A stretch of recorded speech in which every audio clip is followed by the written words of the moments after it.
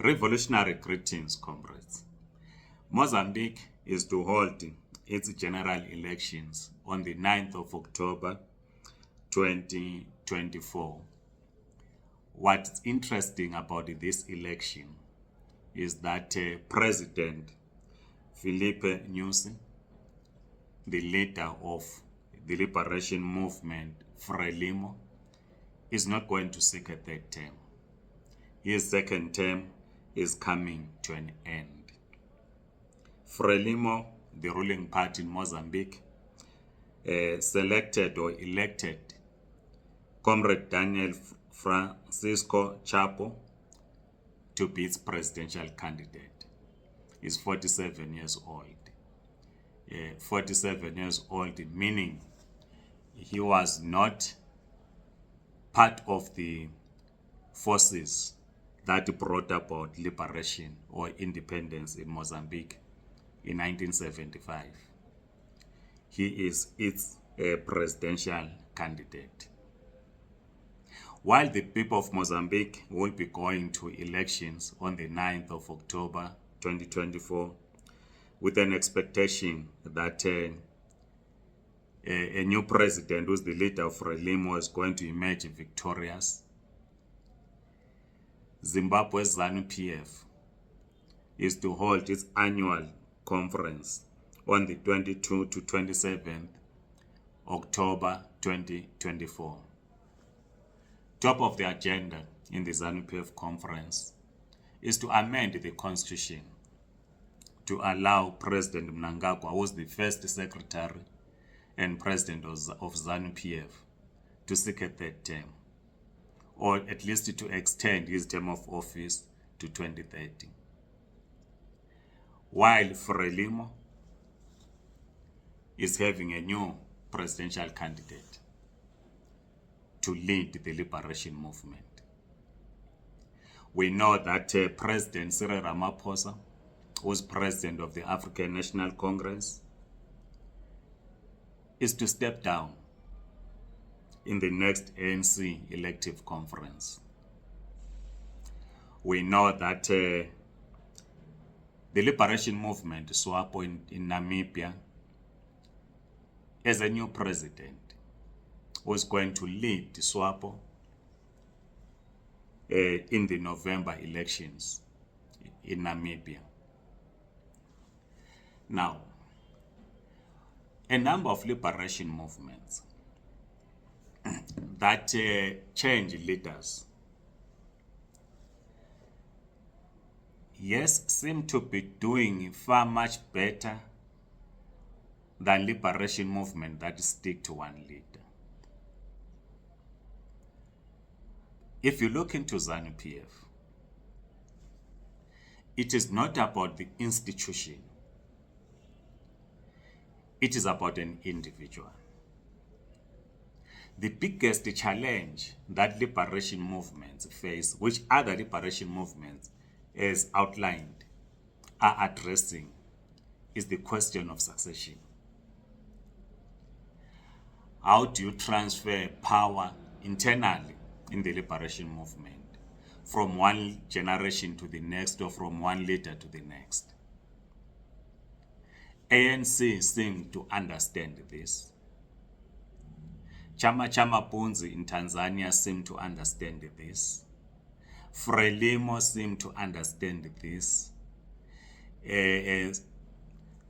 SWAPO seem to understand this.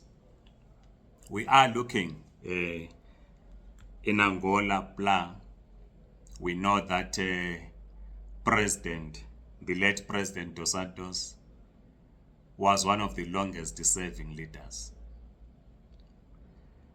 We have not checked, this channel has not checked on what is likely to happen in Bla when the current president, his term of office comes to an end, his second term. So Zanu PF goes to the October conference, which is not an elective conference, which is a policy conference to review the work that has been done by Zanu PF since its last conference. the work that it has done in government. What is not dominating the discussion is to say from the 2023 conference up to this October conference, 12 months period, which should be a review. What programs did Zanu PF do in government? What are the gaps? Where does it need to improve? But Zanu PF is not concerned about that. It is concerned that Emmerson Mnangagwa should be around until 2030. We are even far from 2028. 4 years later, we should be having elections. But this is what is dominating the political discourse in Zanu PF. So this is going to dominate until we get to 2030, where the issue is not the institution Zanu PF in terms of its delivery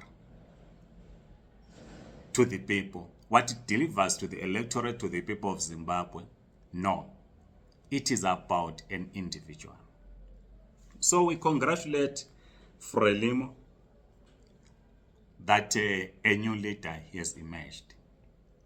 What Zanu PF is doing, which extends to the opposition, is that there is poverty of leadership in Zimbabwe. All of us will take the blame. If you look into the opposition in Zimbabwe, it's an individual.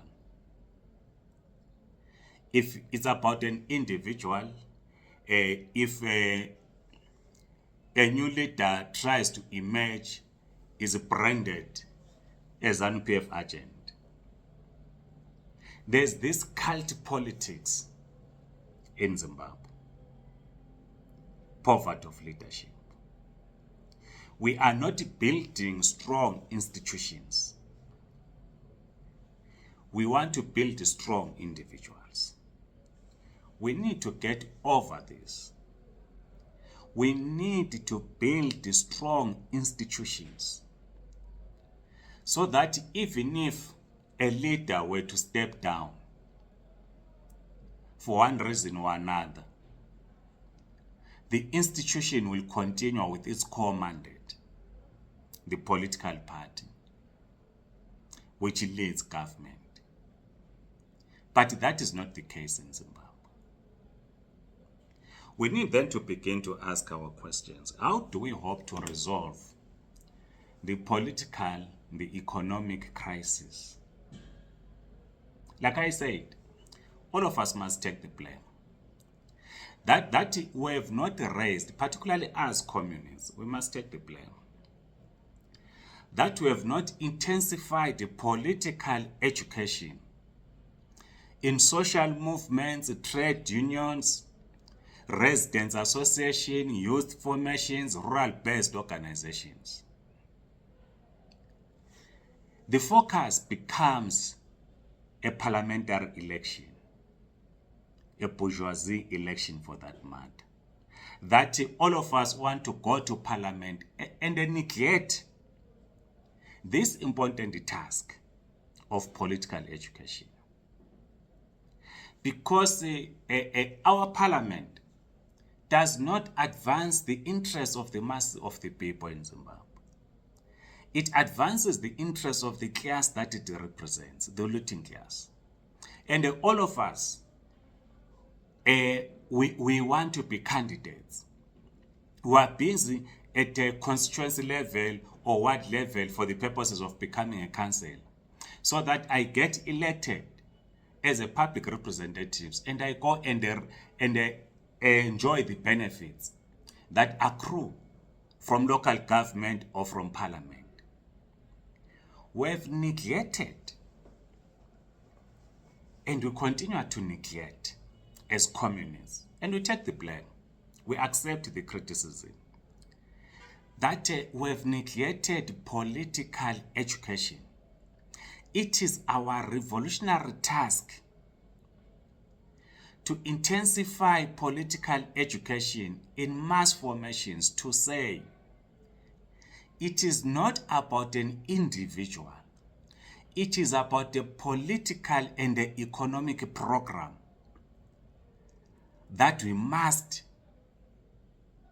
emphasize in our political education, that people must embrace. What is this program? It is about completing the liberation of Zimbabwe. What does it mean when we talk of completing the liberation of Zimbabwe? Is that we must dismantle the neo-colonial state.